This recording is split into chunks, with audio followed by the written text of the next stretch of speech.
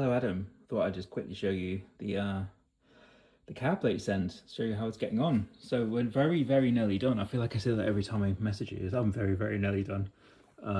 Yeah, so here we go. Usual normal high and low input. Usual vibrato input with volume, treble bass, reverb, vibrato, stroke tremolo, rate, intensity. And this is an extra pot here, which I'm going to turn into a mid. It's not wired up yet. It's going to be a mid control pot because these don't really have a mid control. I think it's fixed at around 7K. So I'll probably change that to a resistor so we kind of increase the mids and give it a bit more of like a Marshall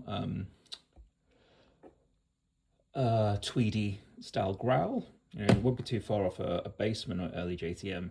And then this is a variable negative feedback switch. So the negative feedback on these is designed to give you that lovely scooped clean Fender sound. It goes through an 820 ohm resistor into the phase inverter, so it kind of takes the signal and feeds it back into the phase inverter to almost then, if you put two sound waves on each other, they kind of couple up and reduce peaks, and that makes it a nice clean sound. But by flipping that up, the 820 ohm goes to a 20K resistor, which basically really reduces that signal. So a lot of the feedback then does get through, and you get that lovely tweedy, probably a bit like your 5E3 actually, slightly more crunchy sound. Then on the top, I haven't got those metal bits that you get with a Fender amplifier, but I have got these bolts that fit really nicely. I actually got these for a Marshall I did up a while ago, and they fit lovely. I think they look quite good, so I'm probably just gonna leave them like that. The ones for, I only needed 4 for the Marshall, and then they come in a box of 10, so that's been quite handy. Then going around the back, so obviously I've got an IEC connector rather than Fender's traditional hardwired version fuse.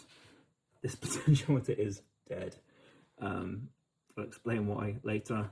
A very horrible on-off switch, but it was cheap and it works. And part of this challenge for me was, can I make a good quality one but without blowing the budget? Vibrato pedal, please excuse my handwriting, it's dreadful. I will get something nicer to stick on this at some point. I might just get some things printed out, or even get my 8-year-old to do something. She's got better writing than me. Impedance selector, reverb pedal, reverb tank in and out, speaker extension. This is a blank. I've just covered it up so the little one doesn't poke anything in there and get 400 volts through there. So yes, that's how it's looking. I might swap these. I don't really use an extension, so I might actually swap these two out for an effects loop. I'll probably use like a transistor or just quite a transparent one. I've done valve driven ones in the past and they're really cool, but they do bring in a bit more overdrive, because it often uses like a 12AX7 tube, so it's like having another preamp. So if when the volume gets higher, it does introduce a bit more character and crunch. Yeah, there's your, thank you. There's that fits quite nicely with the tubes I've got, which is great. And then we've got the Neo Greenback, which is delivered today. So not wired in yet. That's a job for later. This thing was so light when the delivery came today. I actually thought they'd forgotten to put it in the box, because I bought a bunch of cables in this, and yeah, I picked up the box. I'm like, God, I hope they've actually packed the speaker. It's silly how light it is. And then we have the tube amp docked, new reverb tank and bag. So looking good. I managed to get an output transformer which was miswired. Apparently this happens. It took me a lot of research to figure out why. So the negative feedback was in fact giving positive feedback, even though everything was wired up correctly. So we had to take the output tubes. I had to turn around the legs, the output transformer primaries going to pin 3. I had to spin them around, and then that turned then positive feedback into negative feedback. But unfortunately, that burst of positive feedback fried this potentiometer and a couple of resistors inside.